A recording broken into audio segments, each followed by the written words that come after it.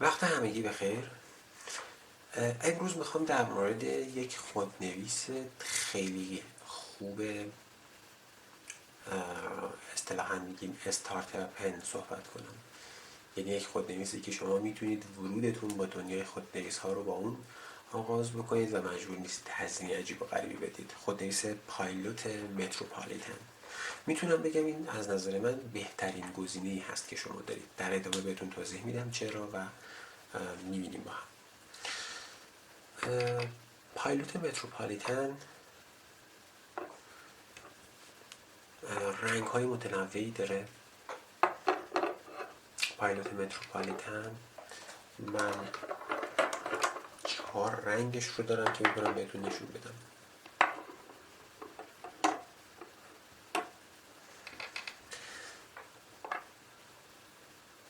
پایلوت متروپالیتن خب ساخته شرکت پایلوت هست که در نقد و بررسی قبلی در مورد پایلوت صحبت کردیم. پایلوت یکی از شرکت های بسیار قدرتمند تولید کننده خودنویسه، از خودنویس های چند $10 مثل این تا خودنویس های چندین $1000 در واقع نامیکی که واقعا روی دستشون شاید وجود نداشته باشه و همه بسیار به شکل عجیب و با تکنیک های خاص در واقع دستی تولید میشند رو میسازه و طبعا میتونید بهش به راحتی اعتماد کنید.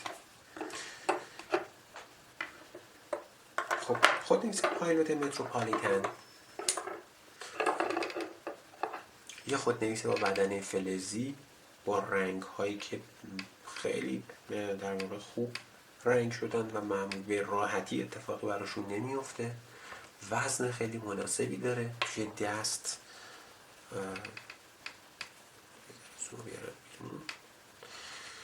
توی دست خیلی در واقع حس خوبی دارن. همونطور که میبینید توی دست خیلی خوب و راحت قرار میگیرن. قابلیت پست کردن دارند، هرچند که من خیلی علاقه ندارم به این کار، ولی شما پست کرده هم میتونید باهاشون بنویسید و خیلی هم نمیشه گفتش وزنش در انتهای بدن سنگین میشه. پایلوت های متروپالیتن نوک استیل دارن که فاینشون توی ایران خیلی کم پیدا میشه. نوکای استیلش نوک مدیومشون ولی وجود داره. هنوز به نظر من قدر این خودنویس توی ایران دونسته نمیشه، در صورتی که این خودنویس به مراتب میتونم بگم از خودنویس های مثل لامی سافاری که خودش خودنویس خوبی هستش، خودنویس های بهتر و با ارزش تری هستن. این خودنویس یکی از خودنویس‌های مورد علاقه من هست، بنابراین اگر واقعا احساس کردید در این نقد و بررسی که همه بی‌طرفی شاید رعایت نشده، دلیلش ممکنه این باشه که من خیلی این خودنویس دوستش دارم، ولی در طول در واقع این نقد و بررسی متوجه میشید که دلیل این که من این خودنویس رو دوست دارم چیه. خب بریم سراغ یکی مقایسه کردن با خودنویس‌های دیگه و اول خودشو اندازه‌شو بگیریم. خودنویس پایلوت متروپالیتن حدود 13.7 سانتی متر طولش هست، تقریبا استاندارده. تو محدوده 13 تا 14 سانتی میتونه استاندارد فرض بشه در واقع این طول خودنویس ها. کنار یه فابر کاستل اوندورو، کنار یه پایلوت کاستوم متروپالیتن که همونطور که میبینید، ببخشید پایلوت کاستوم 74 که همونطور که میبینید 74 که بلندتره. پارکر سونت، لامی لوگو. تقریبا مشخصه که این خودنویسی اندازه استانداردی داره، یعنی نه خیلی ضخیمه مثلا اوندورو، نه خیلی نازوکه مثل لامی لوگو که خودنویس تقریبا استانداردی واقعا به لحاظ سایز همونطور که توضیح دادم.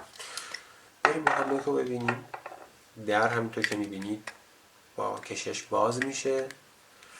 گیره محکمیه و خوب و راحت میتونید روی لباس قرارش بدید، ولی باید یکمی مراقب باشید. اگر در شرایطی هستید که ممکنه حرکت تندی داشته باشید، من میخوایم بزنید توی جیبتون مثلا بدوید، ممکنه از جیبتون در بیاد. البته این اتفاق برای من نیفته تا این لحظه که با هم صحبت میکنیم، چون خودنویس‌ها خیلی همراه هم میبرم، ولی به هر حال احتمالش به نسبت خودنویس‌هایی که در پیچی دارن همیشه وجود داره.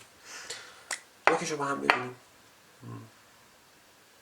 به نسبتی که خودنویس ارزون قیمت میتونم بگم واقعا نوک قشنگی داره، خیلی نقش و نگاردار نیست ولی خیلی هم ساده نیستش واقعا.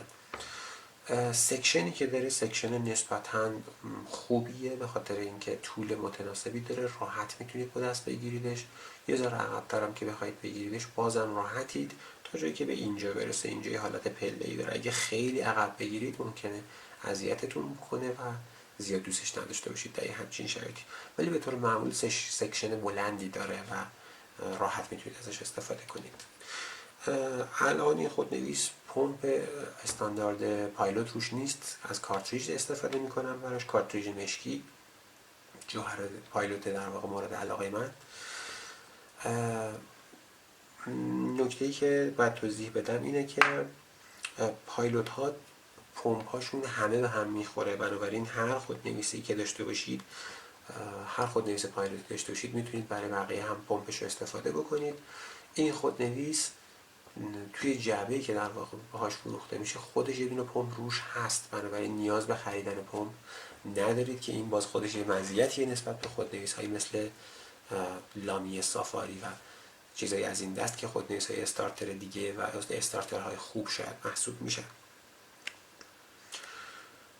خب بریم سراغ یه تست نوشتار در واقع با این و بعد در واقع نظر خودم رو در مورد این خودنویس بگم. طبق معمول از 2 تا کاغذ خودمون داریم استفاده میکنیم. خب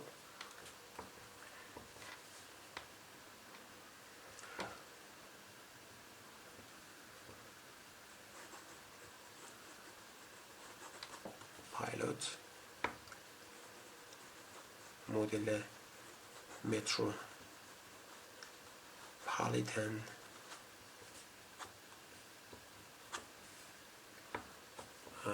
که در واقع گاهی متروپالیتن MR در واقع بهش میگن.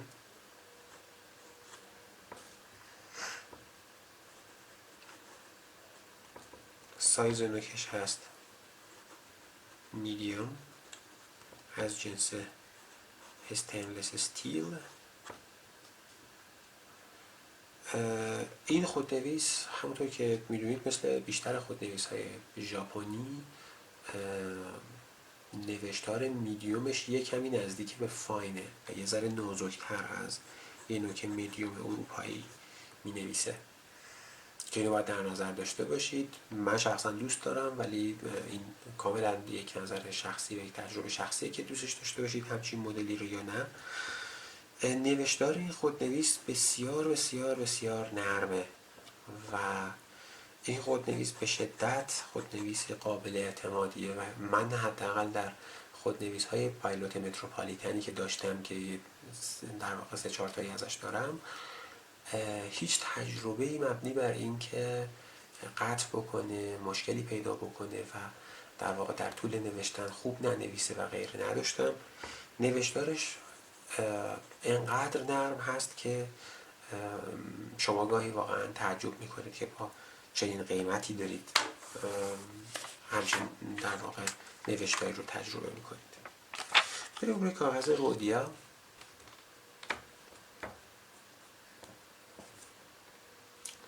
اینجا یک کمی تست میزان در واقع وتنسش رو انجام بدیم. میبینید که این میشه گفت که خودنویس نسبتا خیس نویسیه و به همین دلیل هم در واقع خیلی روون و دوست داشتنیه نوع نوشتارش.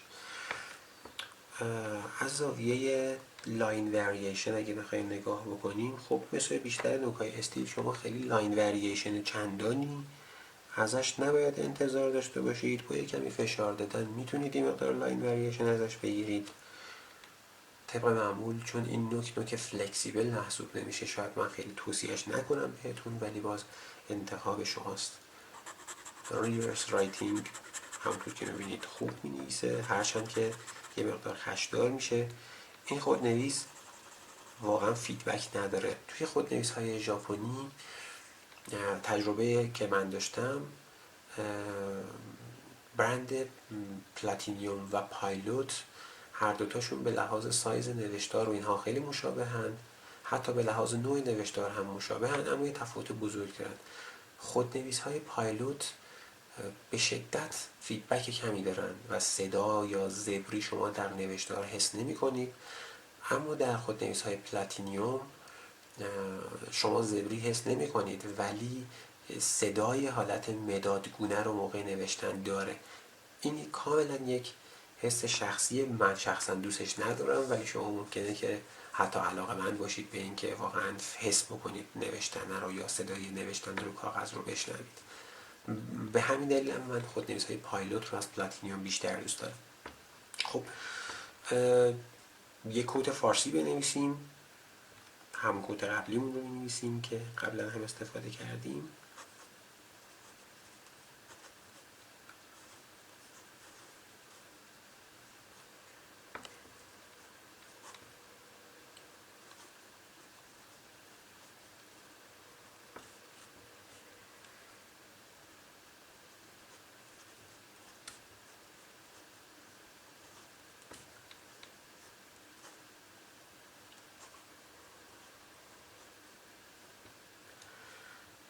کماکان منو ببخشید، خط من در کل خیلی هم خوب نیست لزوما خط فارسیم، ولی اینجا با این پای دوربین و اینهای مقدار نوشتن کلا سخت میشه. برای نوشتن فارسی هم اینو من خیلی میتونم توصیهش بکنم، خیلی فوق العاده و خیلی در واقع راحت و روون مینویسه. برای کند نوشتن یا امضا کردن این خودنویس من تا به حال تجربه قطع شدن نداشتم ازش. اگر از جوهر پایلوت استفاده بکنید توی این خودنویس، واقعا میتونم بگم نوشتارش متحول میشه، حتی در این حالی که با هر جوهری خوب مینویسه تقریبا، ولی با جوهر خود پایلوت فوق‌العاده مینویسه و لذا خیلی توصیه میکنم بهتون که اگه میخواید خودنویس پایلوت کلا تهیه بکنید، خوبه که براش جوهر پایلوت هم تهیه بکنید. خب اینا رو بذارم کنار و در موردش توضیح نهایی که به نظرم میرسه رو بدم. خب این خودنویس در بازار جهانی حدود در واقع $20 یعنی 18 تا $22 متغیر قیمتشه. رنگ های مختلفش بعضی اوقات قیمت های متفاوتی دارن، بعضی از رنگ‌هاش خیلی طرفدار داره، بعضی از رنگ‌هاش زیاد ممکنه طرفدار زیادی نداشته باشه. رنگ‌های جذاب و شادی داره که رنگ‌های متناظرش رو در واقع توی جوهرهای پایلوت دارید و میتونید بریزید دقیقاً همون رنگ میشه و خیلی فوق‌العاده است. این خودنویس توی ایران قیمتش الان حدود 200 تا 250 تومانه، البته رنگ‌های مختلف متفاوته. برای این قیمت به جرئت میگم که شما خودنویسی به این خوبی پیدا نمی‌کنید و در این مورد کاملا مطمئنم و خریدش رو شدیداً توصیه میکنم. اگر آدم اهل خودنویس هستید و خودنویس دوست هستید، یا حتی اگر کسی هستید که میخواید خودنویس رو برای بار اول تجربه بکنید، این خودنویس تجربه فوق‌العاده‌ای بهتون میده که نمونهش رو به راحتی و با قیمت‌های مشابه نمیتونید تجربه کنید و ازش نگذرید. برای دست‌های کوچیک و متوسط فوق‌العاده است. دست‌های بزرگ ممکنه زیاد دوستش نداشته باشید و احساس بکنید که خیلی توی دستتون کوچیکه. بعضیا قیافش رو ممکنه دوست داشته باشن، بعضیا ممکنه از قیافش خیلی لذت نبرن. من شخصا قیافش رو دوست دارم. برای سر کار، برای نوشتار توی دانشگاه و موضوعات این شکلی به نظرم فوق‌العاده است و در مجموع خیلی توصیهش میکنم. با این خودنویس به نظر من تا قیمت حتی 400-450 تومان یا حتی 500 تومان خودنویس فوق‌العاده‌ایه و ازش نگذرید. امیدوارم که این ریویو رو هم دوست داشته باشید و حتما از نظراتتون من رو مطلع کنید. ممنون، روزتون بخیر.